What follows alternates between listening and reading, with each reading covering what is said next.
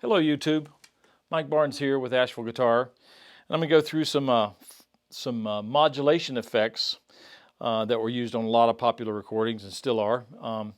It kind of started with the tremolo effect, and I'm going to use the Flint Strymon for that, and I've got it set on the 61 harmonic setting. And the tremolo effect was probably one of the first effect pedals. And here's the harmonic setting here.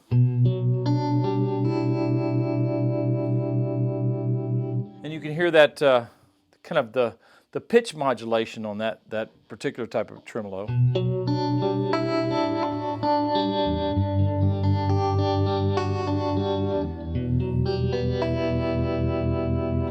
going to set it to the tube, 63 tube setting. Not as much harmonic modulation, but kind of more of straight modulation with the volume drop and rise. And then the 65 photo setting, you get more of a chopped sound. And you can adjust the intensity of that, of course. The speed, that's the speed, here's the intensity. And if you crank it all the way up, you've got a pretty extreme chop setting.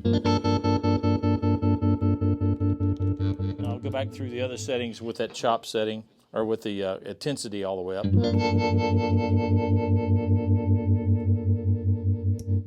There's the 61. There's a little more of a pulse to the 63 tube setting as opposed to the harmonic setting. But the harmonic setting is really a nice setting there. I'll bring the intensity down.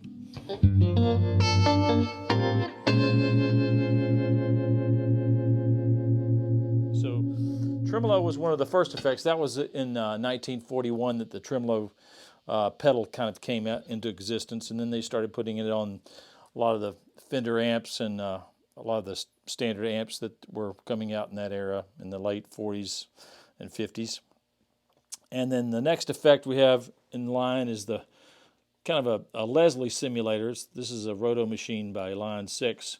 And this kind of simulates the Leslie effect that the rotating horn has on a Leslie speaker cabinet.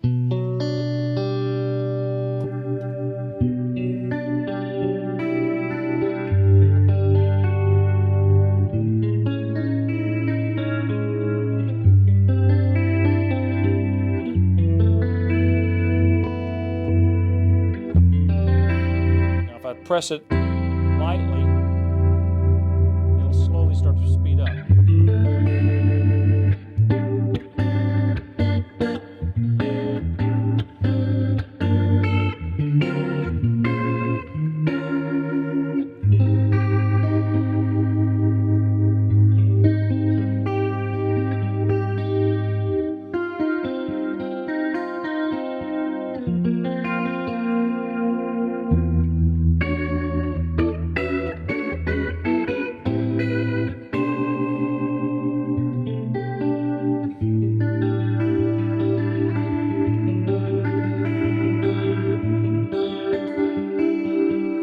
That's the Leslie effect, and they tried to simulate that Leslie effect again with the Univibe, and this is a Deja Vibe. This is a full tones take on that original Univibe. And this is what Hendrix used a lot in a lot of the Jimi Hendrix Experience recordings, and Robin Trower was known for this effect. And it kind of simulates that Leslie effect, but with a little more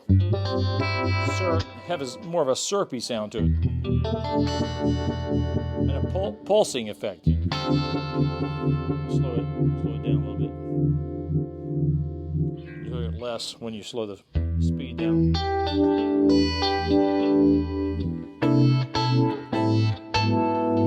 When you speed it up, you'll start to hear that pulsing.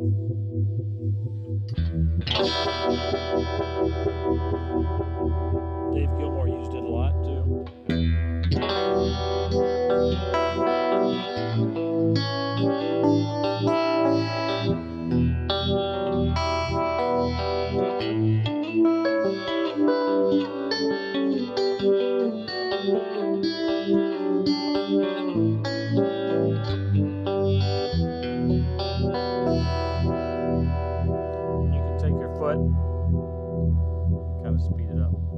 Or slow it down. And it also has the vibrato effect. And you can hear that kind of the pitch modulation there a little bit.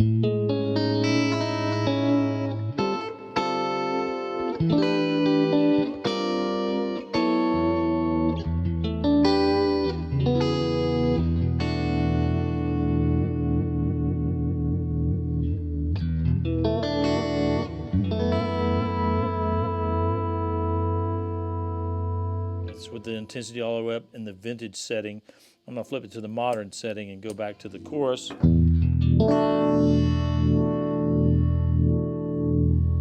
the vintage setting. Less extreme effect than the vintage setting. Modern has a little more exaggerated effect to it.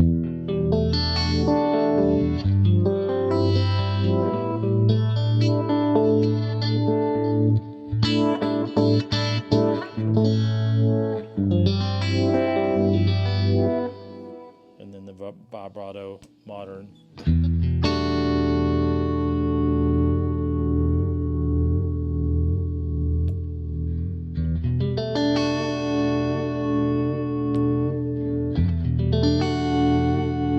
It's almost more exaggerated in the vintage setting of the vibrato and more exaggerated in the modern setting of the chorus. So that's Deja Vibe. That's the Univibe type effect. And then next we have a phase 95. This has a couple different MXR phasers in it. It has a phase 40, 45, and then the phase 90. And they've put them kind of in one small package there. It's kind of nice. So here's the phase 95. This is set to the script setting. And I think this is the phase 90 setting script. Of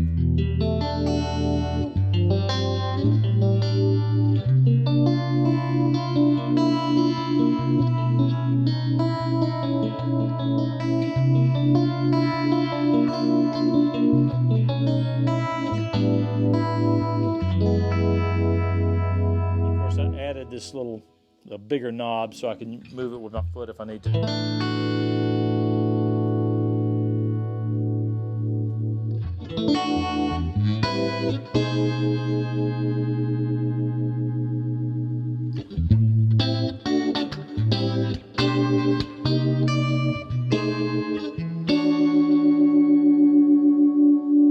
That effect was made popular by Eddie Van Halen, and Les Paul even kind of used that effect early on.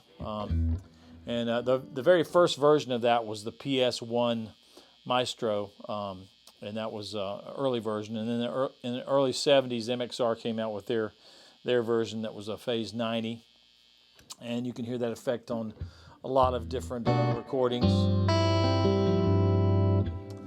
And the last effect in line here is the flanger, and I'm using the flanger side of the of a TC Electronic stereo chorus flanger combination. And the flanger has a little more extreme setting. You hear kind of almost a doubling effect going on. Because originally the flanging effect came from flanging the tape heads of a tape recording machine, and early versions of that were Beatles. Beatles kind of did that, and also they did Les Paul in the late 40s with Mama's Boogie, used some phasing and flanging kind of combination, and then John Lennon was kind of responsible for coining that phrase, flanging. Good example, early example, is The Big Hurt by Tony Fisher. That was in 1959. And of course, Jimi Hendrix, Axis Bold as Love. That's another example of flanging.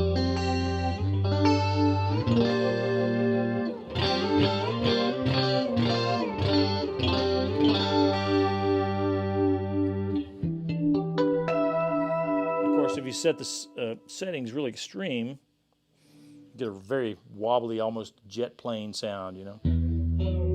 You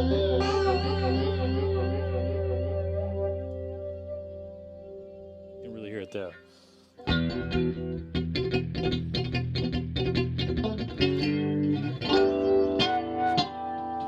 That's, of course, they use that with the band Heart on the song called Barracuda. It's a real famous flanging song, along with Axis Boldest Love, or Boldest Love, I should say. And that's a flanging effect. So check out these modulation effects. These are just a few that I've had. And the modulation effect is used a lot with, Andy Summers of the Police. He used more chorus. The chorus sound, of course, in this is going to be, I'll switch to that.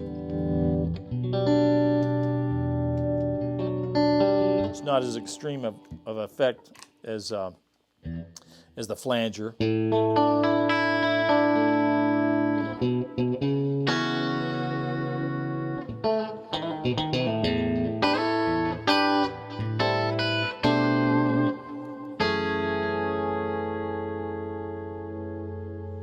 Crank the width up, you really hear the separation.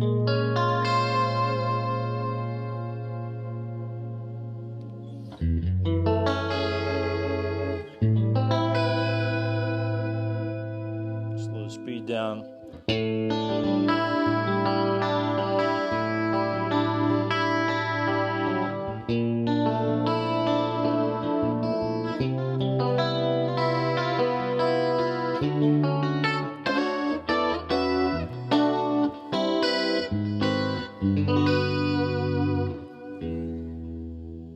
Crank the speed up.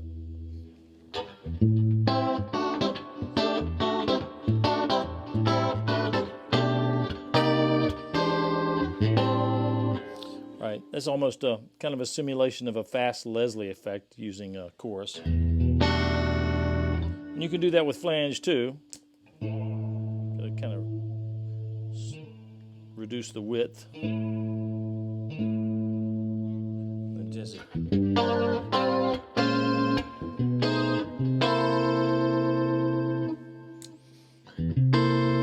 chorus.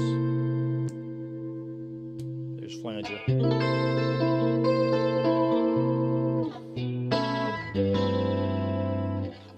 And those effects were used throughout the 60s, 70s, 80s, all the way through today, of course. And that's a modulation effect. That's where it you take two signals. You can achieve that similar effect by using a digital delay that has modulation on it. And there are different varying degrees of delay within each one of these effects. But hope you enjoy that. So that kind of gives you a brief overview of modulation effects. We have the early versions were Tremolo, the Leslie simulator. We had the Deja Vu, which simulated a univibe. Then we had phasing with the MXR, and then chorus and flanger using the TC electronic on the end there. Hope you enjoyed that, and I will see you next time. Thanks for watching.